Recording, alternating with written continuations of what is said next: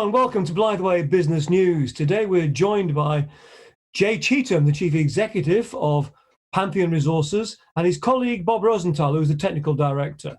Pantheon trade on the London AIM market with the ticker PANR, market cap of around £79 million sterling. They've got an operation in Alaska, which we're going to hear more about in a moment. But before we get into the details of what Pantheon are doing, I just want to come to Jay. Jay, the last few months we've had COVID playing havoc with the world economy. Oil prices have been all over the place. A bunch of energy companies and oil and gas companies, particularly those with high costs or high debt, have been quite badly affected. I mean, how have Pantheon come through this? Well, Tim, overall, Pantheon's come through real well. But first, just let me say that the worldwide pandemic, it's had a huge, huge human and economic cost. We're slowly reopening. I think that's good. We've seen a rebound in oil prices. I'll talk a little more about that. But as a small company, it hasn't impacted us as much as I'm sure it's impacted larger companies. Bob and I, for instance, work from home. So do a lot of our other consultants. So that hasn't been a real issue for us. Bob can talk a little bit more about the fact that we have had to establish a virtual data room. And, that's been actually good for us to do that. And we were a fair bit of the way along in doing that anyway. But the oil price fall has had a dramatic impact overall on our industry. First, just after that, we got a lot of very, very positive news press in the New York Times and the Washington Post and others, and that stimulated some interest from NOCs and larger companies. But simply the impact on especially E&P companies, because the integrated majors have been able to soften that blow a little bit with their downstream. But the majors that are E&P companies have had to severely cut CapEx. We've seen that on the North Slope as well, all over the U.S., or the North American, I should say. The North American rig count is down to around 225 rigs. That's very close to an all-time low. It is at an all-time low for gas rigs, and about half of those are running out in the Permian. Many projects have been put on hold.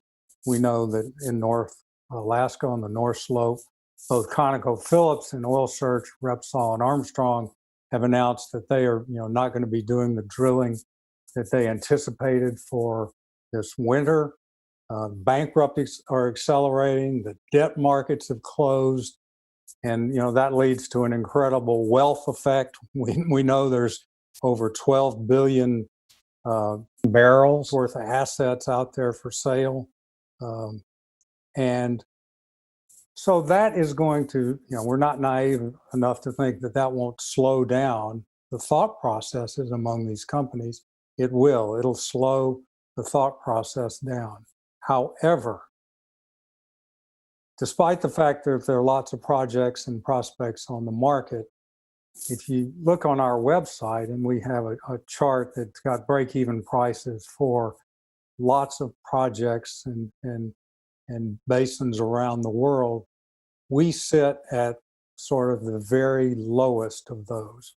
For our combined Alkaid and Slope Shelf Margin Deltaic project, our break-even 10% rate of return is about $30 a barrel. And we are among the lowest in the industry.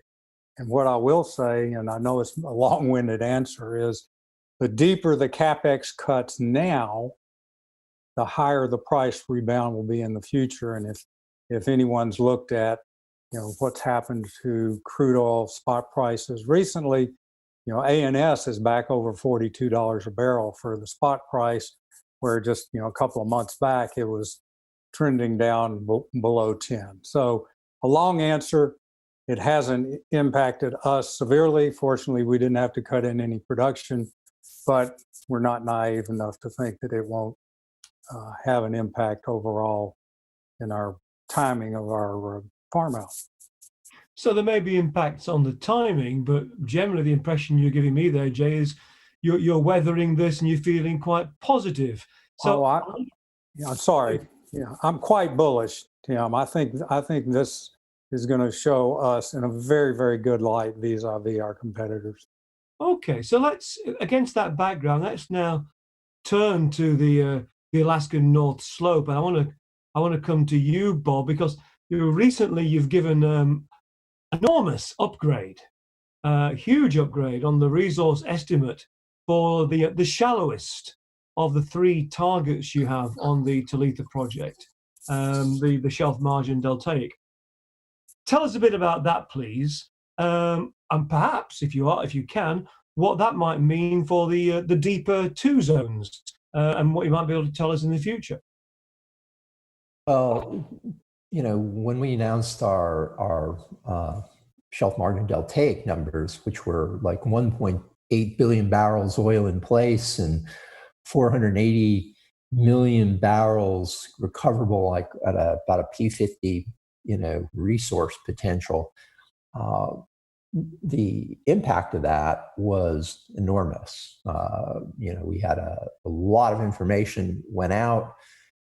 As Jay alluded to, we had that information made it into the New York Times, Washington Post, and lots of other papers. The response to that was extremely positive. We started getting calls from companies to actually come in and take a look at our farm out. So for us, it had an enormous impact. As we've talked in the past, people such as Conoco had announced their discovery, and Oil Search and Repsol their discoveries, and now Pantheon has, is talked about in the same light, because we have an enormous amount of resource sitting right next to the Haul Road and the Trans-Alaska Pipeline. So this has put a spotlight on us. As Jay alluded to, we all work from home, and now all the people that we are talking to work from home. So, we're having Zoom calls, go-to meetings, and, everybody's adjusting to it. It's hard, but everybody's adjusting to it. To your second part of the question, what does that mean for the future in terms of, what other resources, do we expect to be able to announce? We're working really hard on the Kaparic, which is our deepest reservoir, and we're hoping to have something out in the next month. And that's one of the projects that we're really, really focused on. At the same time, we've also because this work is progressing, we've re-engaged with Lee Keeling and Associates to come in and give us an independent experts report on Talitha. That's an ongoing process, and that's going to take some time to get done. But that work will be incorporated into another resource assessment for the Talitha project. Okay, so great news, a huge upgrade. There you are sitting on the North Slope. You're very close to highways and tremendous infrastructure.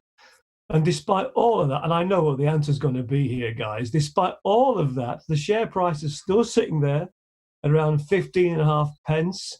The market capitalization in US terms, $110 million, UK terms, 79 million sterling. I can't imagine you're very happy about that right now. Oh, well, Tim, that's Jay. Yeah, obviously we're not happy about that. As Bob says, we've got several billion barrels oil in place sitting underneath the haul road that hauls all of the equipment up to the North Slope, Trans-Alaska Pipeline that evacuates the oil that's produced on the North Slope, and it's currently running at about 25% of its capacity. And as Bob says, we've got more to come with Kaparic and Theta West and our Leonis acreage that we've recently picked up. We have a shorter regulatory cycle than anyone else on the North Slope because of our location sitting there in what basically is a 5-mile wide disturbed zone. along the pipeline and the haul road. So our regulatory cycle is much shortened versus anyone else. Our market cap, if we add in the non-voting shares, is, say, let's call it 100 million pounds, so a little higher with the non-voting shares. That's really only the cost of about 2 deep water offshore test wells. And so, yes, we're not happy, and I would say that we're probably could be the target of an opportunistic takeover at these kind of prices, given the kind of resources that we have announced and we believe we will be announcing in the future. You're clearly very confident about the project because, you know, on another line, you've actually just announced a staff share option scheme with the exercise price on those options for you and all the team there 80% above the current share price. So that must be a sign of enormous confidence in the projects, guys. Yeah. Yeah, Tim, it is. And to just give you an indication, if we double our share price from today, let's say it goes up to 31p, and so all of the shareholders have made 100% on their money, basically 100 million pounds. Those share options are worth just 500,000 or 600,000 pounds to all of the employees that are getting them, and all 16 of our employees are getting them. Our 2 non-exec directors are not. So we're, even at a doubling, we're not creating significant wealth to anyone. And of course, we pay taxes on that. So for us to generate anything significant, we need to get 3 times or 4 times on the share price from where it is today to make those options valuable. And we're confident that we will. I like that. Okay, so great assets, huge upgrades, tremendous infrastructure, incentivized management teams. Both of you, final question, one answer each. I'm going to come to Bob first. What can we expect from Pantheon in the coming months by way of news, Bob?